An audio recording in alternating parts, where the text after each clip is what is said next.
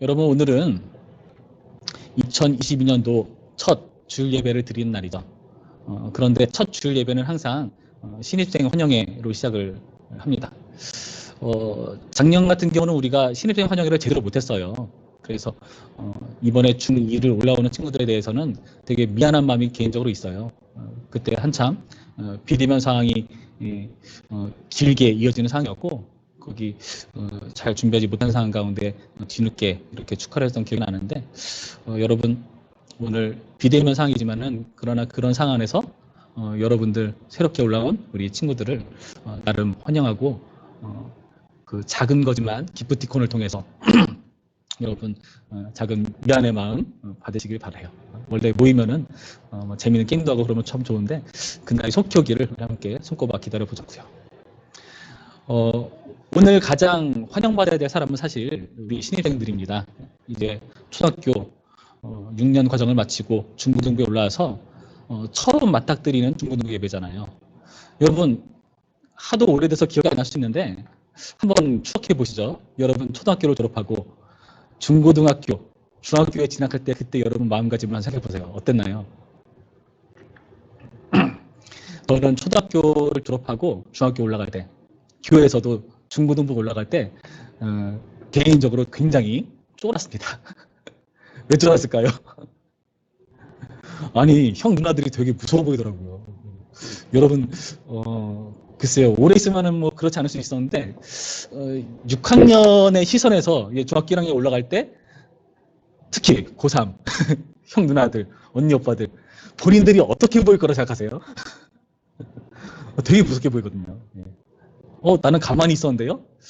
여러분, 그 가만히 있는 게 되게 무서워 보여요. 그런 거 있잖아요. 예를 들어서 예배 시간에 어떤 그 아기 엄마가 아기를 데리고 예배를 드린다. 근데 아기가 얌전히 있으니까 막 울겠죠. 떼쓰고. 그러면 사람들이 누가 우네 하고 쓱 쳐다봐요. 그렇죠? 그런데 그 분위기에 맞닥뜨린 그 아기 엄마 입장에서는 그게 어떻게 보이겠습니까? 사람들이 나에게 눈치를 준다, 이렇게 오해를 한다고요. 왜요? 무표정한 얼굴로 쳐다보면 그렇게 오해를 해요. 그러니까 여러분,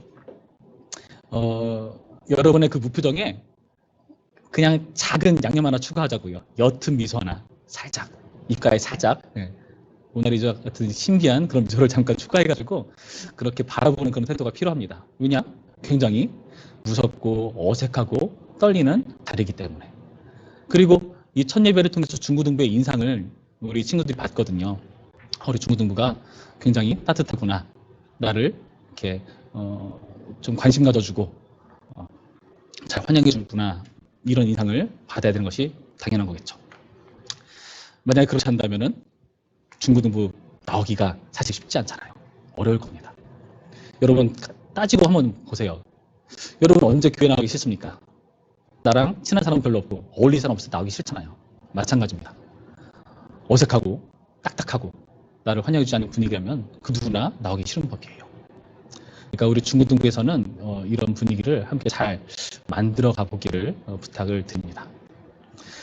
우리가 오늘 읽은 본문을 보시면 정말 환영받아야 될 존재에 대해서 그 존재를 무시해버리고 완전히 환영과는 전혀 상관없는, 오히려 미워하고 완전히 무시해버리는 그런 일들이 나타나고 있는데요. 9절부터의 말씀 보면 이렇게 되어 있잖아요. 볼까요?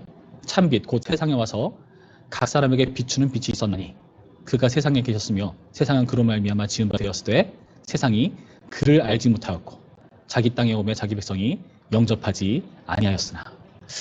여러분, 이 말을 곧 씌워보세요. 지금 이 글을 쓰는 글쓴이의 입장에서, 이 성경을 기록한 저자의 입장에서 어떤 뉘앙스로 이 글을 쓰고 있다고 생각하십니까? 자, 요즘이야 뭐 한글 문서 같은 거 보면은 폰트를 굵게 또 할 수 있고 글씨 크기를 변화를 줄 수도 있죠, 그렇죠? 근데 옛날 당시에는 글자를 쓸 때 특히 글자에 딱히 변화를 줄 수 있는 그런 기술이 없었어요. 똑같은 크기로 계속 써나가기 때문에 그 옛날 사람들은 글을 쓸 때 뭐 지우개가 있었던 것도 아니고 글을 쓸 때 뭔가를 강조하고 반복하고 싶다. 어떤 방법으로 했겠습니까? 당연히 반복이라는 방법을 통해서 했어요. 반복. 그래서 강조하고 싶은 것을 반복을 해요. 자, 방금 제가 읽은 9절부터 11절까지 말씀에서 반복되는 단어가 여러분 뭐가 있습니까?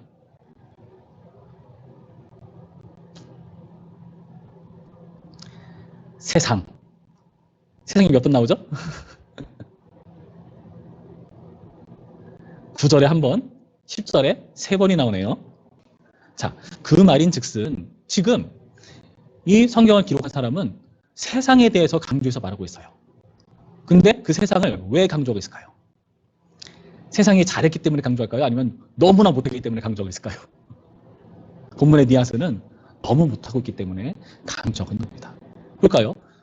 참 믿고 세상에 와서 각 사람에게 비추는 빛이 있었나니 그가 세상에 계셨으며 세상은 그로 말미암아 지은 바 되었을 때 세상은 그를 알지 못하였고 세상이 그를 알지 못했다.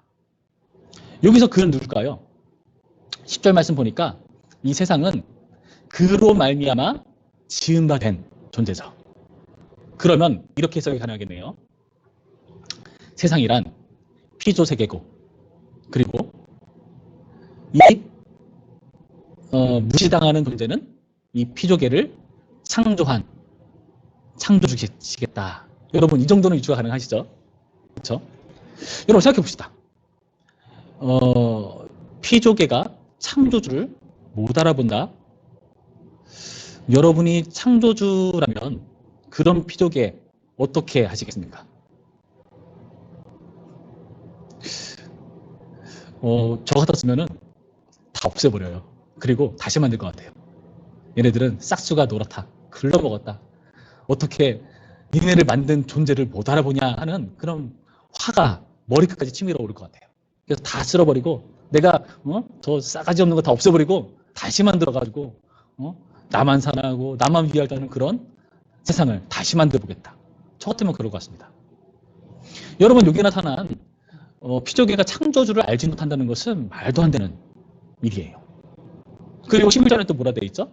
자기 땅에 오매 자기 백성이 영접하지 아니었으나. 백성이라는 표현을 씁니다. 그러면은 여기 나타난 무시당하는 존재는 또 누구겠습니까? 백성이라면은 당연히 왕이겠죠.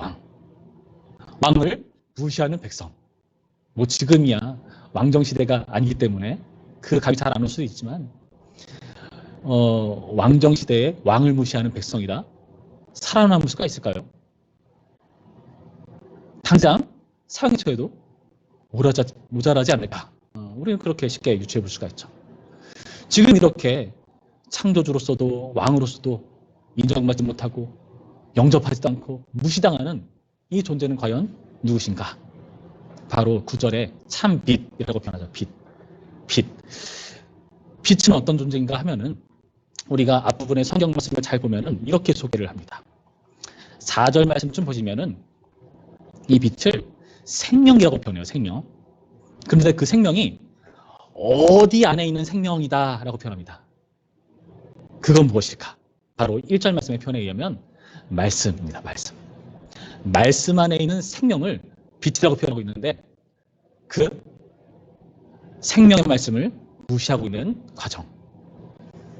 뭐 말을야 마음에 안 들면 무시할 수도 있고 뭐 그렇죠. 뭐 그럴 수 있지만 그러나 요한복음 1장 1절에서 그 말씀을 무엇이라고 누구라고 소개합니까? 이 말씀은 곧 하나님이시다. 여러분 이쯤 되면 문제가 심각한 겁니다.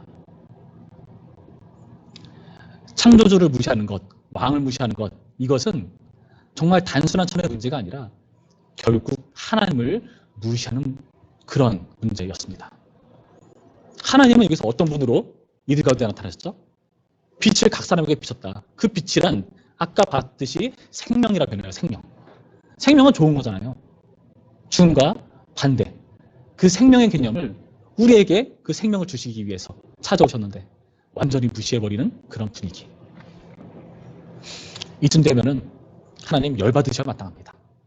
그냥 다 없애버리고 다시 만드셔야 마땅합니다. 그러나 오늘 본문에서 하나님은 그렇게 하시지 않고 계세요. 여러분 어떻게 하고 계실까요? 좀 바보같이 행동하세요. 하나님께 이런 바보 같다는 표현을 써서 죄송하지만 정말 세상적인 기준으로 봤을 때 정말 바보 같아요. 아니 본인 무시해버리고 알아보지도 못하는 그런 존재에게 지금 어떻게 하고 계시는가? 18절 말씀 볼까요? 이렇게 되어 있습니다. 본래 하나님을 본 사람이 없으되 아버지 품속에 있는 독생하신 하나님이 나타내셨느니라. 자, 이 편을 보면은 하나님을 아무도 못 알아보는데 지금 독생하신 하나님께서 하나님을 나타내셨다. 그 독생하신 하나님은 누구실까요? 17절 말씀에 의하면 바로 예수 그리스도라고 표현합니다. 그 예수 그리스도께서 독생하신 하나님을 보여주시기 위해서 이 땅 가운데 오셨다. 그걸 구체적으로 어떻게 표현하는가? 14절 말씀에 되어 있죠? 말씀이 육신이 되어 우리 가운데 거하시매. 세상은요, 생명의 말씀을 계속해서 거절해왔죠. 그 생명의 말씀은 곧 하나님이신데 그 생명을 알아보지도 못하고 취하지도 못하는 그런 어리석은 모습. 그런데 그런 어리석은 존재에게 하나님은 어떻게 하고 계신가? 말씀이 육신이 되셨다. 되게 어려운 개념이잖아요. 말씀이 육신이 됐다. 육신은 여러분 어떤 거죠? 여러분이 거울을 통해서 보는 여러분의 모습, 육신이지 않습니까? 여러분이 만져지는, 감각할 수 있는 그런 기관들, 다 육체죠. 다시 말해서 우리가 물리적으로 감각할 수 있는 그런 부분이 바로 육체라고 표현하는 거죠. 말씀이 감각할 수 있는 어떠한 특수한 모양을 갖춰서 찾아오셨다. 하나님을 보여주시기 위해서. 되게 신기하고 놀랍지 않습니까? 그런데 우리가 이 성경을 더 자세히 보면은 보다 깊은 차원의 의미를 우리가 파악할 수가 있어요. 14절의 말씀이 주신데요. 우리 가운데 거심에라는 표현이 있어요. 여러분 아마 제가 설교했던 걸 많이 들으신 분들은 아마 많이 들으셨을 겁니다. 말씀이 주신데요. 우리 가운데 거셨다. 여기서 거셨다는 것이 무슨 뜻이냐면은 장막을 쳤다라는 뜻입니다. 장막. 장막을 쳤다? 이 장막이 쳤다라는 의미를 유대인들 입장에서 하나님, 여호와 하나님을 잘 섬기는 사람 입장에서 당연히 옛날 과거에 어떠한 이미지가 떠오르게 돼 있어요. 그게 뭘까요? 바로 성막입니다. 성막. 성막이 뭐죠? 하나님께서 이스라엘 백성과 광야 생활을 함께 하시는데요. 그들과 함께 거하시는 표로 주어진 게 바로 성막이죠. 여러분 성막의 모습을 한번 생각해 볼까요? 성막이 광야 생활 가운데 어떻게 존재하는지를 생각해 봅시다. 성막이 성막되려면 가장 필수적인 게 있어요. 마치 붕어빵에 팥이 없으면 아무 소용이 없는 것처럼 정말 이것 없으면은 성막이 성막에서 없는 그것 뭘까요? 하나님의 임재하심이죠. 하나님의 함께하심이 이 성막을 성막되게 하는 겁니다.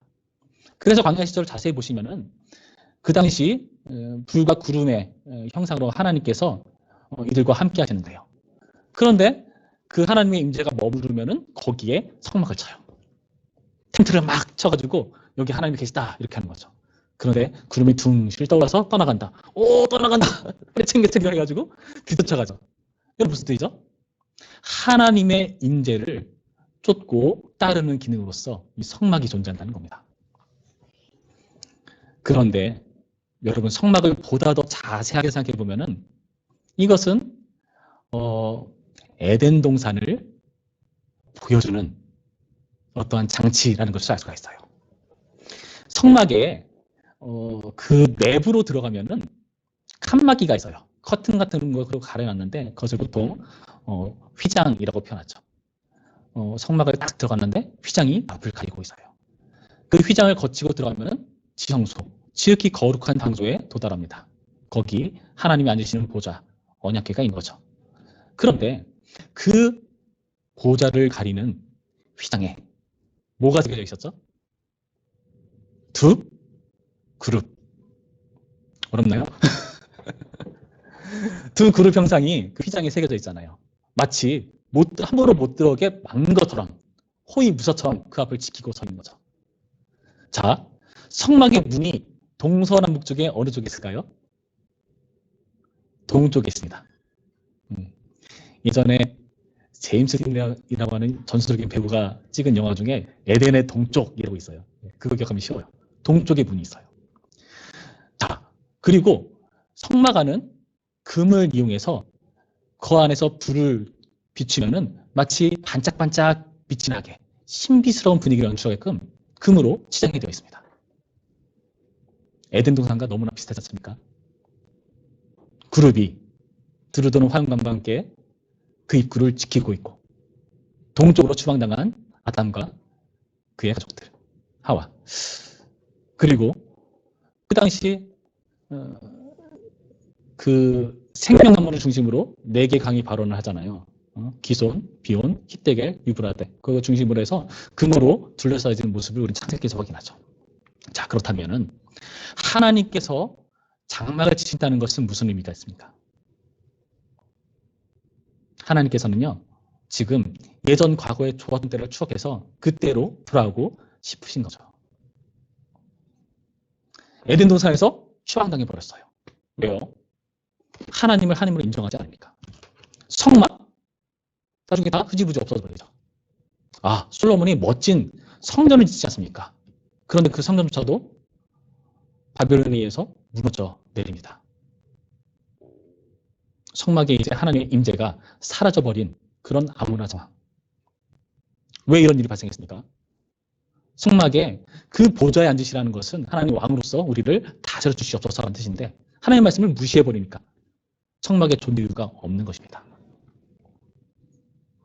지금 하나님께서 말씀 육신되어 우리 가운데 거셨다라는 표현이 여러분은 어떤 의미처럼 다가오십니까?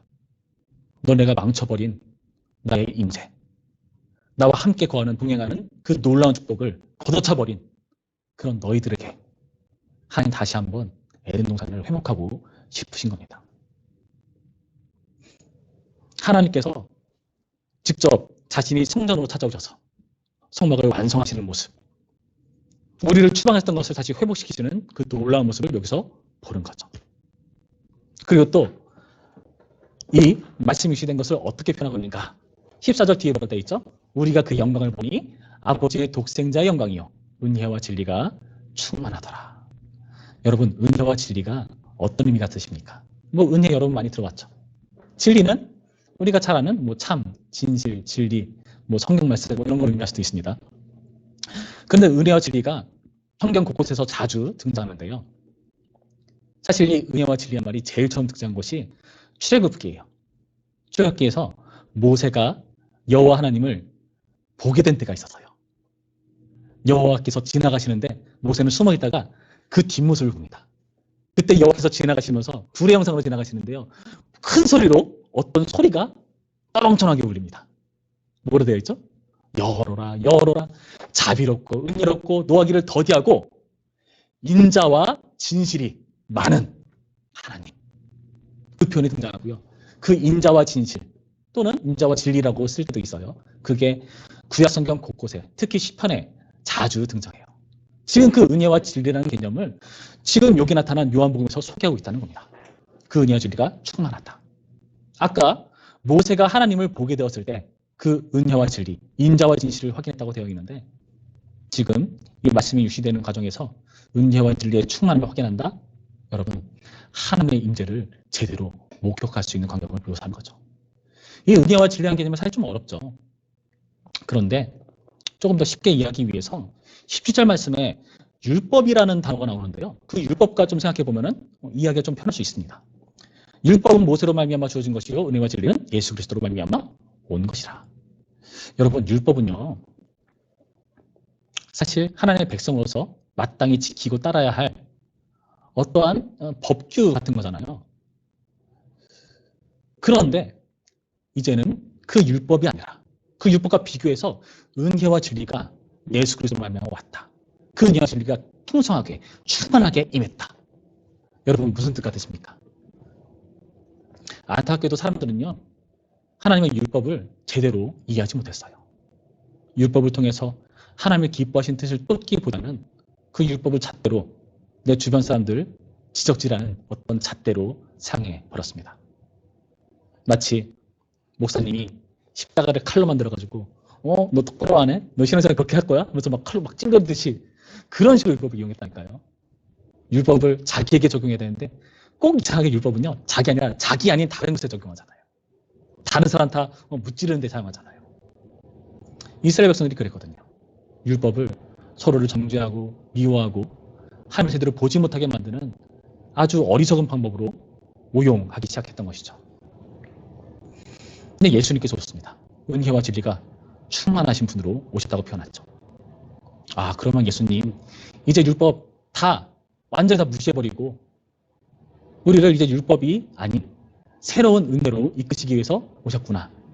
이제 율법 다 필요 없구나. 그런 말은 아니에요. 율법을 제대로 이해하지 못하는 사람들 향해서 예수님께서 율법의 완성으로 오셨다는 뜻입니다.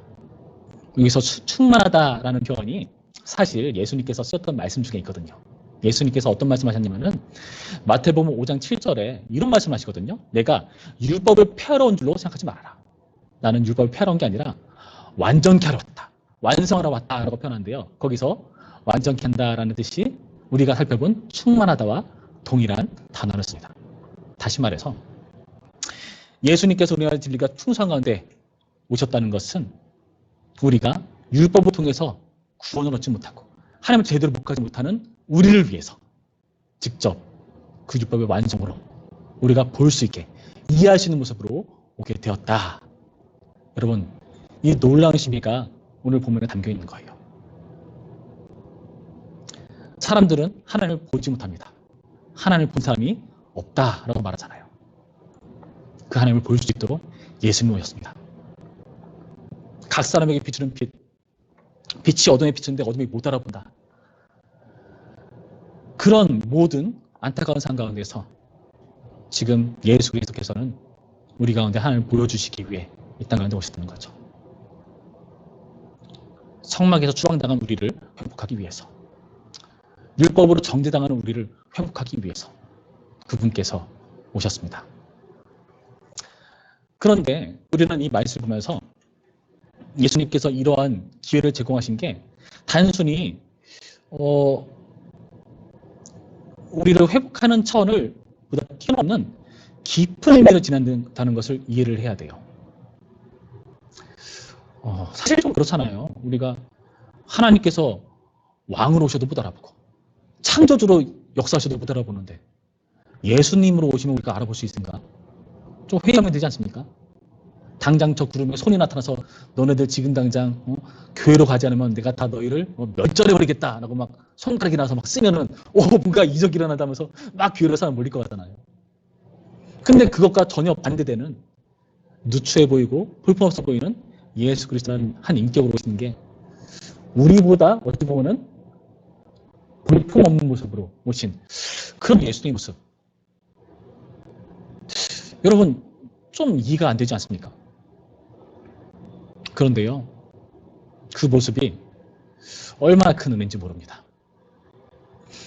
요즘도 있는지 모르겠어요. 저 때 당시에 눈높이 수학이라는 교육하는 어떠한 방문 교육 그런 프로그램이 있었는데 지금은 뭐 눈높이 자를 붙이는데 제가 했을 당시는 앞에 공문이라고 해서 공문 수학. 그러니까 아시는 분만 아시려나? 자, 그런데 눈높이 수학이라는 말을 들었을 때 정말 수학을 못하는 사람들을 위해서 정말 쉽게 눈높이에서 가르쳐주는 수학인가 보다. 저희 어머니도 제가 수학을 워낙 못하니까 너 수학 좀 잘해봐라 이러고 그걸 끊어주셨는데 지겹더라고요. 그냥 똑같은 덧셈 뺐으면 몇 번을 해야 되는지 엄청 밀려가지고 막 이만큼 사서 막 그거 버리고 끊어버렸던 기억이 있는데 결국 그 문제를 반복해서 풀게 하는 이유가 뭘까요? 그 간단한 문제를 빨리 익숙해져서 네 것으로 소화해라 그 뜻이겠죠. 자, 하나님께서 우리와 동일한 인간의 모습을 취해 오셨다는 것, 여러분 무슨 의미겠습니까? 우리의 눈높이를 맞추신 겁니다. 우리의 수준을 아시는 거예요. 하나님의 영광을 못 알아보니까 그것을 쉽게 볼 수 있도록 오시는 것. 여러분 이 하나님 우리가 좀 생각해 봤으면 좋겠어요. 그 하나님께서 오셔서 우리에게 무엇을 베풀 것입니까? 12절 말씀 볼까요? 이렇게 되어 있죠. 영접하는 자 곧 그 이름에 있는 자들에게는 하나님의 자녀가 되는 권세를 주었으니 하나님의 자녀로서의 권세를 주시기 위해서 그렇게 오셨다고 말합니다. 이는 혈통으로나 육정으로나 사람의 뜻으로 나지 아니하고 무슨 말이죠? 인간의 어떠한 것으로 되는 것이 아니다. 오직 하나님께로부터 난 자들이니까 하나님이 하시는 일이라는 것을 보여주죠. 인간은 계속 실패니까요. 왕으로 오셔도 못 알아보고 창조주로 오셔도 못 알아보니까요.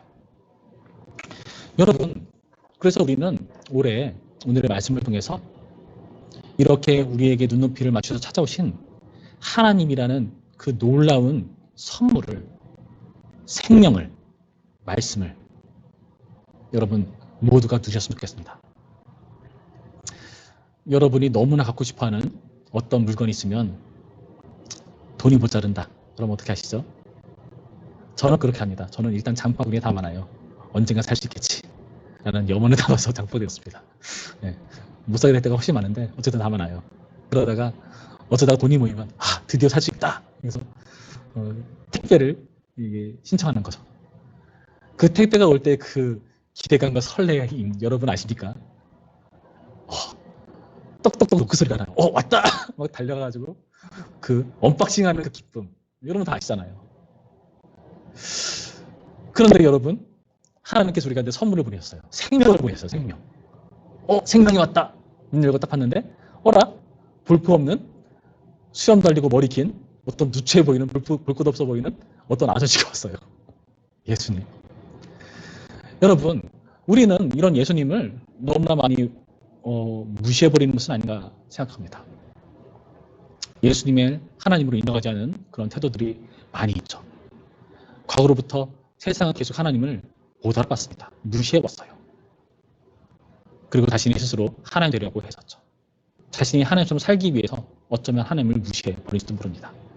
왜요? 그것을 알고 인정하는 순간 자신이 하나님으로 살 수 없거든요. 우리는 어찌 보면은 이 예수님의 모습을 애써 모른 척 외면하는 것이 아닌가 생각할 수 있어요. 여러분 예수님을 진짜 믿고 영접하셨다면은 여러분이 그 예수님을 받아들이고 인정하는 태도가 여러분의 생활 곳곳에서 풍겨 나와야 합니다. 대단한 게 아니에요. 작은 것에서 여러분 드러나게 되어 있습니다. 박노의 시인이 어떤 문장을 하나 쓴 게 있는데요. 그 문장 중에 이런 글이 있어요. 여러분 들어보세요.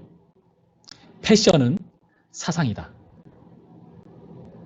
어렵나요? 패션은 사상이다. 여러분이 옷 입는 것 아무런 캐릭터가 아니잖아요. 여러분의 캐릭터를 드러내는 거고 여러분의 성향을 드러내는 겁니다. 여러분 인정이 싫어도 다 드러내게 돼 있어요. 평소 머리가 짧았는데 갑자기 머리를 기르네? 뭔가 심각한 변화가 있는 거죠. 그렇죠? 머리를 잘랐네? 패션은 자신의 사상을 드러내게 돼 있어요. 여러분 마찬가지입니다. 여러분이 크리스찬으로서 기독교인으로서 여러분이 알게 모르게 여러분의 행동 가운데에서 여러분의 외모에서 여러분의 말투에서 여러분이 자주 가는 그 장소에서 여러분 스스로가 누군지를 드러내게 되어 있습니다. 예수님을 정말 믿고 인정한다면은 여러분 드러나게 되어 있어요. 그러나 누가 보더라도 나도 기독교인지 전혀 몰랐는데 이런 말이 나올 정도라면 솔직히 반성해야 되지 않겠습니까? 오늘의 말씀을 통해서 그런 태도를 우리가 좀 회복했으면 좋겠어요. 감사하게도 우리에게는 기회가 있습니다. 이전에는 예수님을 못 알아보는 사람도 있었잖아요. 여러분 예수님을 어떻게 알아볼 수가 있을까요? 기회가 있어요. 예수님께서 아주 이런 위대한 말씀을 하셨는데요. 너희 중에 지극히 작은 자에게 한 것이 곧 내게 한 것이다. 여러분이 정말 볼품없고 어찌 보면 여러분이 싫어하는 그런 사람들에게 하는 여러분의 행동이 예수님께 하는 태도입니다. 인정이 싫죠? 그런데 맞아요. 여러분이 중고등부 새롭게 올라간 새로운 신입생들에게 하는 그 자세가 여러분의 자세입니다. 무관심하다? 여러분 예수님께 무관심한 거고요. 엄마 받으면 대든다? 여러분 예수님께 대드는 거고요. 친구 중에 불편한 사람이 있다? 그래서 괜히 피하게 된다? 여러분 예수님 불편한 겁니다. 여러분 오늘 말씀을 우리의 중고등부의 모습 가운데 잘 적용해 봤으면 좋겠습니다. 저는요 2020년도 우리 중고등부가 새롭게 되었으면 좋겠다는 생각을 해봐요. 2020년도 중고등부 주제가 뭔지 아십니까? 우리는 교회다라는 주제로 2020년도를 우리가 앞으로 하게 될 텐데 교회라는 것은요 여러분 한 사람을 말하는 게 아닙니다. 예수님을 신앙으로 고백하는 그런 신앙인들의 모임을 말해요. 모임. 연합이죠. 예수님을 머리로 하고 우리는 그분의 몸된 지체입니다. 예수님하고만 연결되면 되지 뭐. 아니요. 그 차원이 아니라니까요. 여러분 모두가 예수님과 연결되어 있다면 우리는 서로 연결된 지체라는 거예요. 그런데 지체 간에 서로 연결되지 않은 거하다? 그러면 예수님과 연결이 안 된 겁니다. 저는 우리가 이 교회라는 개념을 이해하는 한 해가 되었으면 좋겠다 생각을 가지면서 올 한 해를 계획해 봤습니다. 여러분 잘 따라주셨으면 좋겠는데, 우리가 위로는 예수님과 연결되고 우리 옆으로는 우리 주변의 이웃들과 연결되는 그런 한 해가 되었으면 좋겠어요. 그래서 여러분이 교회로서 어떤 존재인지, 정말 예수님을 못 알아보고 하나님을 무시하는 우리를 위해서 하나님께서 어떤 눈높이 사랑을 베푸셨는지 그것을 더욱더 깊게 묵상하시면서 우리의 관계 속에서, 우리 중고등의 모든 모임 속에서 이 교회로서의 하나됨, 회복되는 그런 우리 중고등가 되기를 주님의 이름으로 축원합니다. 우리 잠깐 기도할까요? 이렇게 기도했으면 좋겠습니다. 하나님, 2022년도 새롭게 중고등부에서 예배를 시작하게 되었고 이 부서를 통해서 신앙생활을 하게 되었는데, 주님께서 나를 이 특별한 2022년도 나를 이 부서에 두신 이유가 있으리라 믿습니다. 나를 지금 화면 속에 보이는 이 사람들과 함께 한 공동체를 묶어주신 이유가 있다고 믿습니다. 주님, 이 안에서 내가 훈련되게 하여 주시옵시고 관계하게 하여 주시옵시고, 그래서 그 과정을 통해서 예수님의 사랑을 더욱더 깊게 알아가는, 그리고 이들과 부딪히고 티격태격하는 과정 가운데에서 나 때문에 예수님께서 이렇게 힘드시고 어려워하셨구나라는 것을 어렴풋이 알게 되는 기회 삼을 수 있도록 인도해 주시옵소서. 우리 중고등부가 주님과 함께 동행하며 주님 안에서 하나 되는 그런 공동체 될 수 있도록 인도해 주시옵소서. 우리 함께 기도하시겠습니다. 참 좋으신 하나님 감사드립니다. 오늘의 말씀을 통해서 말씀이 육신되어 우리 가운데 거하신 그 놀라운 사랑을 확인해 봅니다. 하나님을 본 사람이 아무도 없다고 말합니다. 왜냐? 우리는 하나님을 무시하기 때문입니다. 창조주로서 하나님, 왕으로서 하나님을 영접하지 않고 못 알아보는 존재이기 때문에 주님께서 우리 가운데 찾아오셨습니다. 하나님, 그 놀라운 사랑과 은혜를 우리가 구체적으로 확인할 수 있도록 인도해 주시옵시고, 다름 아닌 나의 모습을 통해서 사람들이 그 예수님의 성육신을 확인할 수 있도록 역사하시고 함께해 주시옵소서. 나에게 베푸신 은혜가 나를 통해서 흘러넘쳐 내가 관계하는 지극히 작은 자에게 닿을 수 있도록 도와주시옵시고, 그 모든 과정을 통해서 교회 연합과 하나됨을 이루어가는 우리 중고등부 될 수 있도록 축복하시고 역사해 주시옵소서. 특별히 오늘 함께 새롭게 예배드린 우리 중학교 1학년 신입생들을 위해서 기도합니다. 주여, 이들 가운데 주님의 풍성한 은혜를 더하셔서 우리 중고등과 가운데 잘 적응할 수 있도록 인도해 주시옵시고, 우리 모두가 이들을 위해서 더욱더 기도하고 이들을 사랑하며 관심을 쏟게 하여 주시옵시고, 이들에게 따뜻한 말 한마디 전해주고 따뜻한 눈짓 하나 해줄 수 있는 그런 여유 있는 사람 될 수 있도록, 용기 있는 사람 될 수 있도록 인도하여 주시옵소서. 우리 중고등부의 분위기가 더욱더 따뜻해지고 그리스도의 사랑이 풍성히 흘러나가는 향기로운 공동체 될 수 있도록 인도하여 주시옵소서. 이제는 우리 주 예수 그리스도의 은혜와 하나님의 사랑과 성령의 교통하심이 우리를 위해 이 땅 가운데 오신 하나님을 보여주신 독생하신 하나님을 믿기로 다짐하고 그 하나님의 놀라운 사랑을 우리를 통해서 드러내기를 헌신하는 모든 중고등부 지체 가운데, 선생님 가운데, 온 교회 가운데 이제로부터 영원토록 함께 있을지어다. 아멘.